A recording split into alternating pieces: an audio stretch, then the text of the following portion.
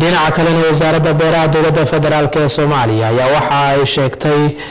in ay qaadayso tallaabooyin si degdeg ah lagu gurmanayo dadka fatahaada webiga Shabeelle ay saameeyeen ee ku nool gobolada Shabeellaha Dhexe iyo Hiiraan. Hadalkan ayaa waxaa sheegay Cabdicasiis Saalax Carmaan oo wasiir ku-xigeenka wasaaradda beeraha xukuumadda Soomaaliya mar uu la hadlayay telefishinka qaranka Soomaaliyeed. Bismillahir Rahmanir Rahiim. maanta waxaan ka hadlayaa anoo ku hadlaya magaca dawladda federaalka Soomaaliyeed anoo wasiir ku-xigeenka wasaaradda beeraha inaan la qaybsado dhibaatada ka dhacday gobolka Hiiraan degmada Beledweyne inaan la qaybsado xanuunka inaan la qaybsado dhibaatada inaan la qaybsado biyihii badnaay ee ku soo fatahaaday webiga Shabeelle insha Allah ta'ala waxaan ilaahay uga baryayaa inuu biyahaas qeyr uga dhigo barwaaqo inuu uga dhigo ugu bedelo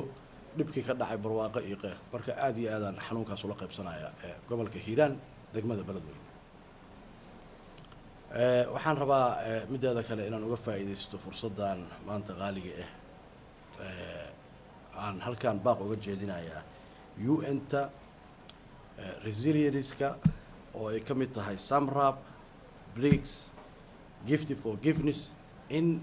gobolka Hiiraan degmada Beledweyne gurmad degdeg ah in la gaaro dadkii waa dhiban yihiin guryahooda qaar ka soo bixi karin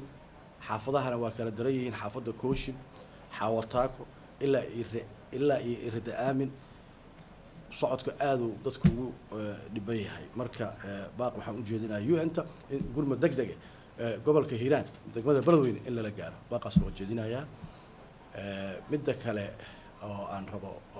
inaan ka hadlo طبعا biyaha markay soo fatahaadaan annaga hadaan nahay wasaaradii beeraha waxaan rabnaa mustaqbalka dhow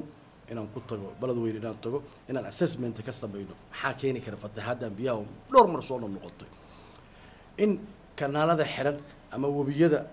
inaan assessment ka sameeyno si aan mar kale dhibaatadan oo kale u dhicin inaan furno kanaaladii inaan wabiyadii ka shaqeyno insha Allah ta'ala waqtiga dhow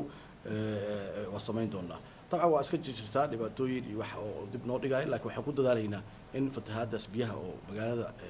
Beledweyne ka dhacday inaan wax ka qabano sida ugu dhaqsaha badan